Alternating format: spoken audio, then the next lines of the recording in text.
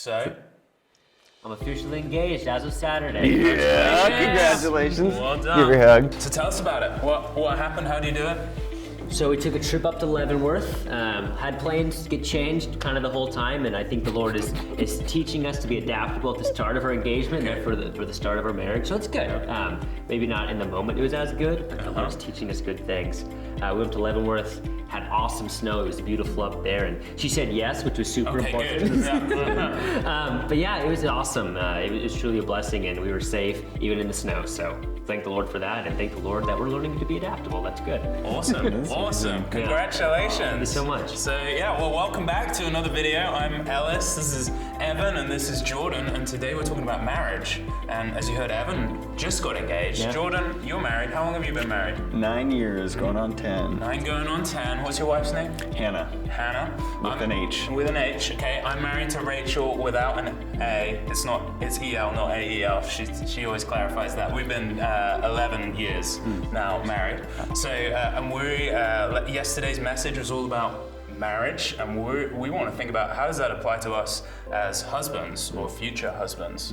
And one of the things we talked about in that message, kind of illustration, was of a cell phone. I don't know if you remember how cell phones used to be before these smartphones. They were, well, at one point they were big, right? And then they got small. Like, they were actually smaller than this, and they were really rugged. Like, I remember having this Siemens phone. The battery lasted a week, and I could throw that thing around. Like, I'd drop it, I'd throw it, and I'd land on it, and nothing would happen to it. It was indestructible. Well, now I have this, and I have a screen protector on it and a case on it, and I don't take out insurance on it, but I know some people do. Like, but I don't give it to my kids. Like, I hold on to it because I want to treat it with care. And the passage we were looking at said, you know, actually, when we look at men and women, in God's eyes they're equal, but physically they tend to be. One tends to be a little stronger and one tends to be weaker, and that's why we put them in different competitions for sport. I think we can agree that generally men are physically stronger and women are physically weaker. It's a bit like phones. The iPhone is physically weaker than that Siemens phone I had, and as such I treat it with a greater sense of respect. I don't throw it around like I did the Siemens. And it was an encouragement to men to honor your wives. They're equal to you, but to honor them in a special way, treat them with a greater deal of respect. What does that look like for you guys? I think for me, it means stopping and asking myself how Hannah's going to look at something. And it's so hard because I'm naturally looking at everything through my eyes, and this actually just came up. We just got back from DC, went to a family wedding, and Hannah wanted to bring this gigantic, big, fluffy coat, and I have some history with coats and my sisters and mom, and stories of how fun that was lugging them all around for them until they used them for like 5 minutes, but I'd carry around for like 3 hours, right? Coats and airports are the worst. just get everywhere. Anyway, and we just ended up having this big discussion about it, and I realized, you know what?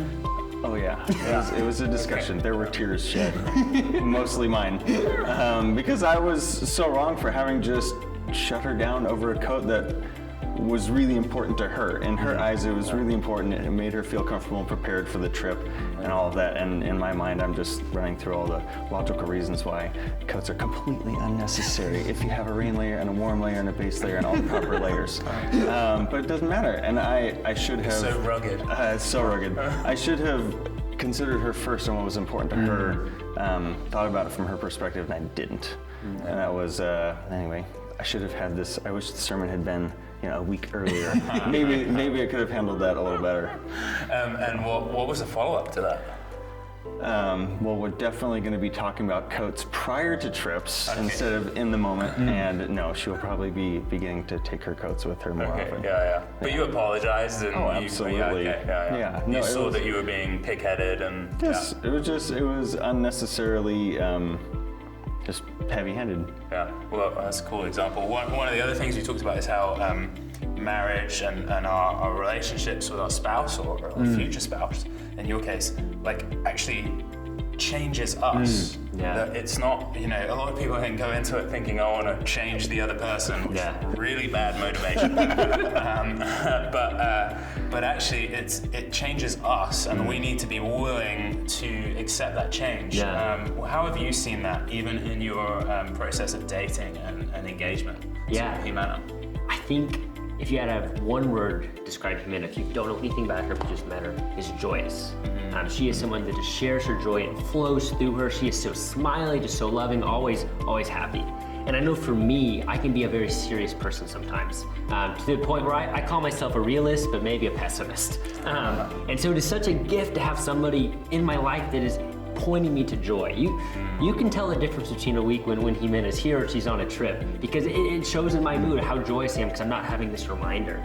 So it's such a blessing, and it's something that I'm growing in and continue to work in. I'm sure throughout our engagement, our marriage, the Lord will teach me more about joy. And yeah, I think that's huge as a Christian, as a minister, like, we should be joyous. We have some pretty good news we'd like to tell people about. So being a joyous person is huge, and I'm so thankful that Jimena's in my life to teach me joy and live joy. So it's huge for me right now.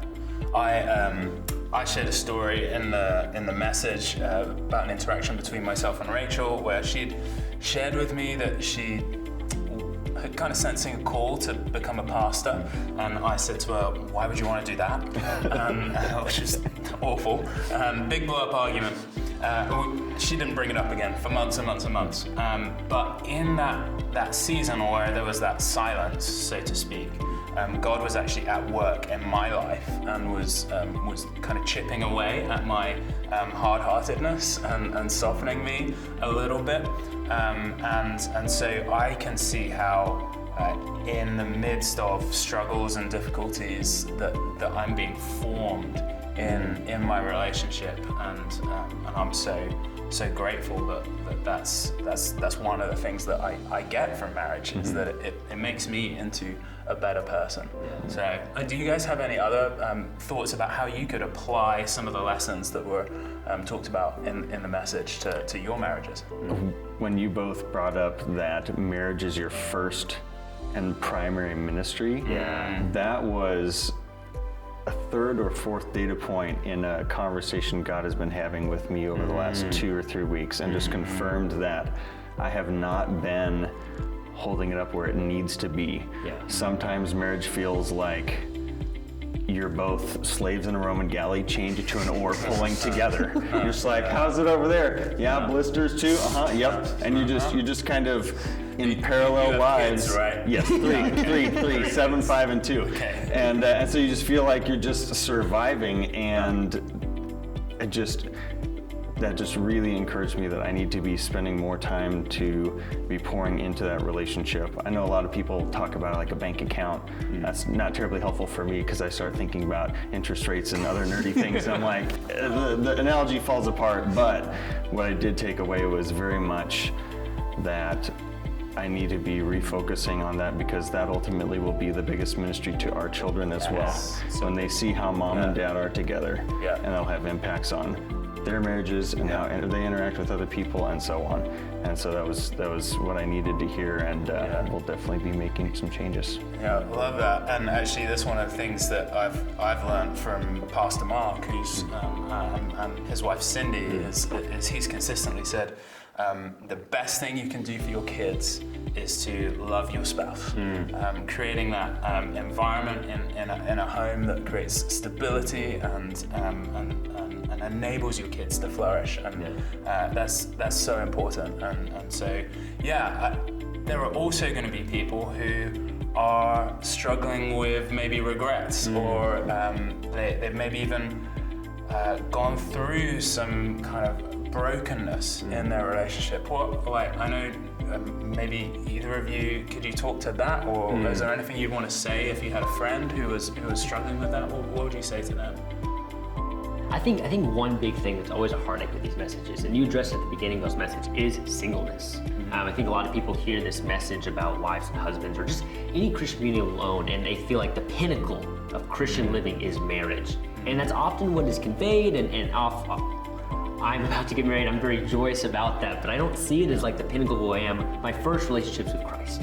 and that my marriage gets to be a ministry through that, but it's not the pinnacle. I think it's very good that you'll address it from the front, because I think that's where a lot of the pain in this is. And there's pain with separation and divorce, but singleness is the state that Christ was in when he lived. And so we look at him as an example of who we're supposed to be imitating. Singleness is great. And Paul even calls us like, hey, if you are single and can remain single, if you can stay away from your lustful desires, great, do it. That's even better for your ability to minister. And so I think it's good that you address that, because I have lots of friends, family that deal with singleness, and it can feel lonely and hard, but we are a church community that gets to live together and have that community together. You're not alone, and there's people around you supporting you, and that's an okay state to be in. You don't have to be married to have a successful, joyous life. You can definitely be single and have that same sort of joy. Yeah, that's awesome. Yeah. And, I mean, Jordan, I don't know if you have any regrets in your marriage, but maybe imagine a friend came to you and said, I've done this, I feel so ashamed and so guilty.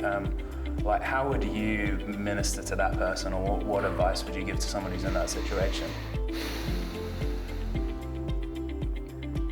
I think the bedrock is reminding ourselves that ultimately Christ is the one that brought, so in my example, Christ brought Hannah and I together. Mm-hmm. Sure, we were involved. Yes, we had to say I do, we had to commit to it. There's a covenant relationship there. But ultimately, when we look back at the story of our relationship, we can see how the Lord is the one who brought us together. So even in our worst days, when we're having to share the hardest things and the ways in which we have failed each other the most, we're realizing that that doesn't surprise the Lord, and that He brought us together specifically so the other person could be there for that moment for us. It's not someone else. Hannah is exactly what God has prepared for me to handle my issues, and vice versa. And so, as hard as it is to hurt the person that you love the most, they're also best ready to walk through that with you because God did it. And I think what can make that situation hard is if you have a history of not being gentle with each other when the other person brings something hard to you. And so starting in that moment right there, even if you have a history of not doing that well, treating that next one as a precious moment that needs to be held gently. Talking about, I think that's a big deal. Learning to be gentle with the other person's weakness so they're willing to be vulnerable with you. Yeah, that's great. And I'd say that Rachel and I have been through seasons where we needed a third person to come in to that as a kind of mediator and to help us, and we've really valued that opportunity to have a counselor come alongside us and help us through difficult situations. And so I'd say to someone, if you're in a tough spot, like, go get help. Like, don't do this alone.